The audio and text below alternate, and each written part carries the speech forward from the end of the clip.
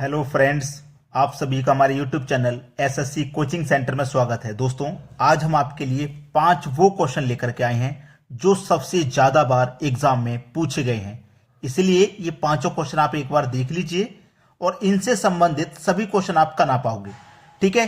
क्योंकि एक क्वेश्चन हम जब सीख जाते हैं तो उसके जैसे एक सीख लिया, उसके जैसे 10 क्वेश्चन भी आ जाओगे तो आप उन्हें कर दोगे, क्योंकि आपने उसका पैटर्न सीख लिया एक। तो ये वो 5 क्वेश्चन हैं जो बार बार सबसे ज्यादा परीक्षा में पूछे गए हैं। तो पहला क्वेश्चन ये रहा, यदि किसी वस्तु को 5% हानि की अपेक्षा 15% लाभ पर बेचा जाता है तो विक्रेता को 400 रुपए अधिक मिलते हैं, वस्तु का क्रय मूल्य कितना होगा, यानी कि कॉस्ट प्राइस। देखिएगा, समझने की बात है, प्रश्न में समझने की बात यह कि पहले बेच रहे थे 5% हानि में, लेकिन 5% हानि की अपेक्षा 15% के लाभ पे बेच दिया। ठीक है, देखो कोई भी चीज है अपने आप में वो 100% की है। 100% की चीज को हम 5% की हानि पर बेचेंगे, मतलब 95% में बेचेंगे। ठीक है, अब 5% हानि की अपेक्षा हम उसे बेचते हैं 15% लाभ पर, यानी कि 100 की चीज को 15% लाभ पर बेचेंगे, मतलब 115% में बेचेंगे।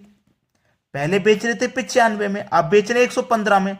95 से 115 पे पहुंच गए, मतलब कितने की वृद्धि हो गई? ये 20% की वृद्धि हो गई।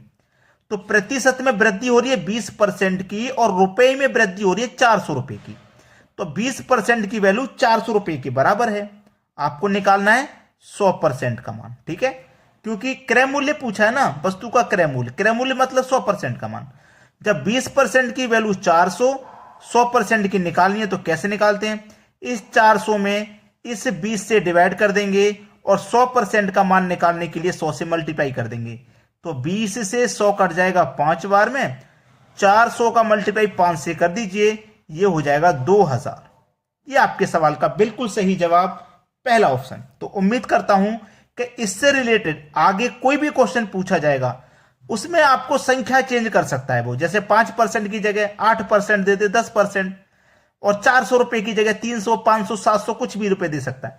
तो तरीका जब आप सीख चुके हैं तो आप आसानी से बना पाओगे। चलिए अब देखेंगे अगला क्वेश्चन। अगला प्रश्न है, यदि 784 को 7:9 के अनुपात में विभाजित किया जाता है तो दोनों का अभीष्ट अंतर ज्ञात करो। ठीक है, ये 4 ऑप्शन है आपके पास। 784 को 7:9 के अनुपात में विभाजित किया जाता है। देखो 7:9 में विभाजित करना है 784 को। ठीक है, हमको विभाजित करना है, अंतर दोनों का ज्ञात करना है।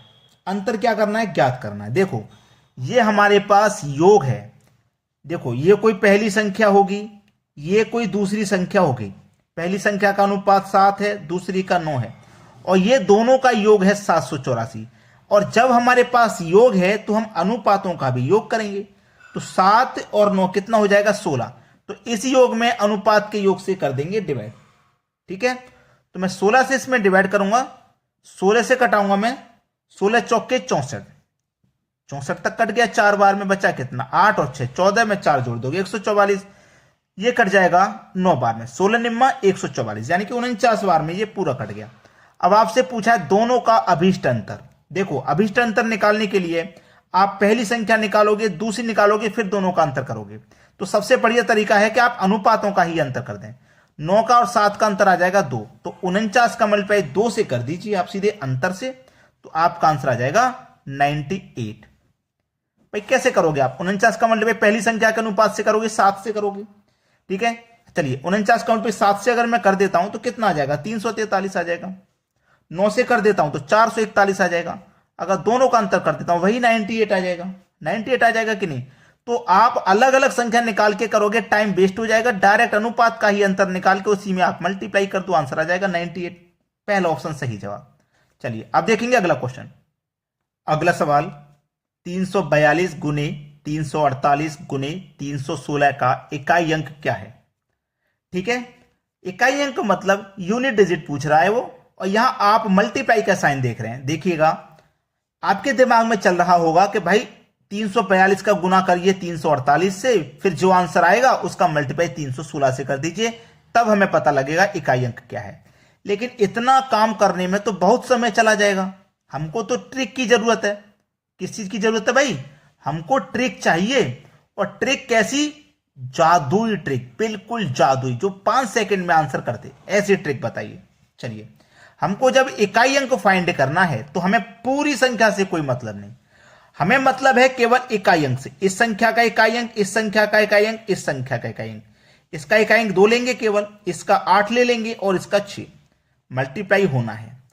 2 का मल्टीप्लाई 8 से करोगे, 2 का मल्टीप्लाई 8 से करेंगे तो 16 हो जाएगा यहां पे। अब 16 का मल्टीप्लाई आपको 6 से करना है, तो इस दोनों में भी आपको केवल इकाई अंक ही लेना है। इकाई अंक आपका 6 है, 6 है और इधर 6 है, तो 6 का मल्टीप्लाई 6 से कर देंगे तो कितना आ जाएगा? 36। अब लेकिन जब इकाई अंक पूछा है तो 36 जब मल्टीप्लाई करने के बाद आया है तो 36 में इकाई अंक क्या है? 6 है, 6 ही तो है, तो आपका ये सही जवाब हो जाएगा, डी ऑप्शन। चलिए अब देखते हैं अगला सवाल। अगला सवाल, और ये एज का वो सवाल है जो बहुत कम बच्चे अभी तक जानते हैं।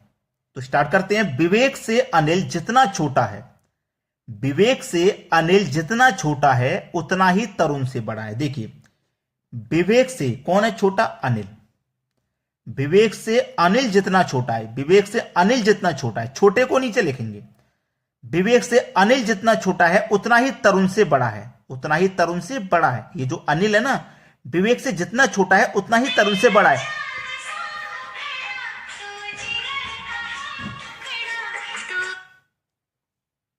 हेलो। हेलो।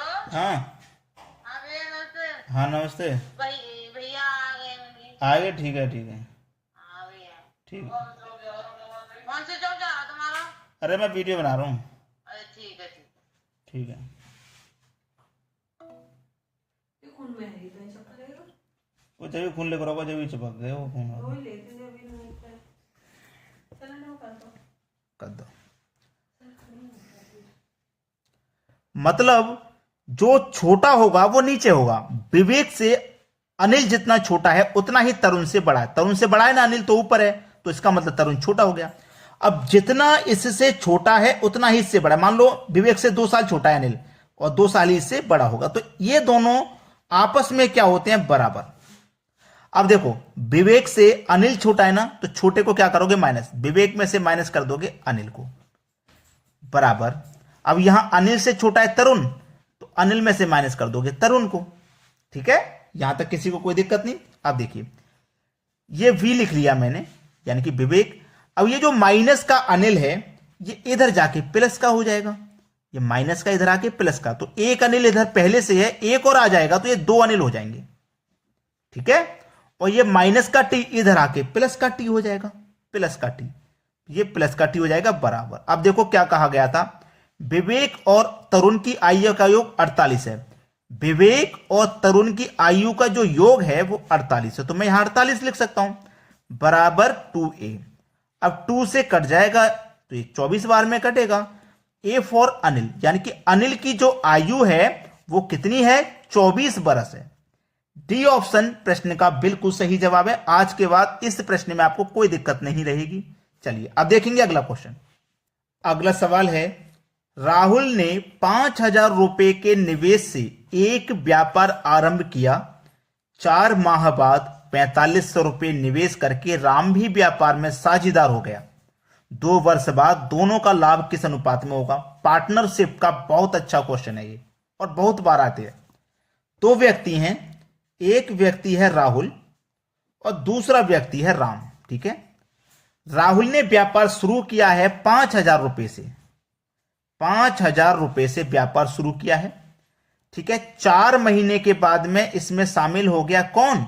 राम, तो साझेदार हो गया। तो 2 वर्ष बाद, यानी कि 2 वर्ष के बाद में लाभ का प्रतिशत पूछा है, तो इसका मतलब राहुल ने 2 साल के लिए व्यापार शुरू किया था। 2 साल का मतलब हो गया 24 महीने के लिए इसने व्यापार शुरू किया था। ठीक है, अब 4 महीने के बाद में 4,500 रुपए जमा करके, कितने? 4,500 रुपए जमा करके 4 महीने के बाद में राम साझेदार हो गया, यानी कि 24 महीने में से 4 महीने गुजर चुके थे तब राम शामिल हुआ है, तो कितने महीने बचे होंगे? 20 महीने। ठीक है, तो इसका जो हिस्सा बनेगा 20 महीने का बनेगा, 4,500 जमा किए उसी हिसाब से बनेगा। ठीक है, चलिए अब इसको हल कर लेते हैं। देखो 2 जीरो से इधर ये 2 जीरो कट जाएगा। ठीक है, 50 का मल्टीप्लाई 24 से कर दूं मैं, या फिर इसे काट लूं पहले? चलो काट लेते हैं। 1 0 से 1 0 अभी इधर कट रहा है, कट गया। 24 का मल्टीप्लाई 5 से कर दूं 120, 45 का मल्टीप्लाई 2 से कर दूं 90। अब ये किस से कट जाएगा? 30 से दोनों कट जाएंगे, 30 से 3 बार में और ये 30 से 4 बार में, यानी कि 4:3 बिल्कुल सही जवाब है। तो 2 वर्ष बाद दोनों का लाभ का प्रतिशत कितना होगा? 4:3, यानी कि राहुल को 4 के अनुपात में लाभ मिलेगा, राम को 3 के अनुपात में। 4-3 मतलब पहला ऑप्शन। एक बात हमेशा की तरह फिर से बोलूंगा, वीडियो को अगर लाइक नहीं किया तो लाइक कर दें, और यदि शेयर नहीं किया अभी तक तो शेयर कर दें। ठीक है दोस्तों, धन्यवाद।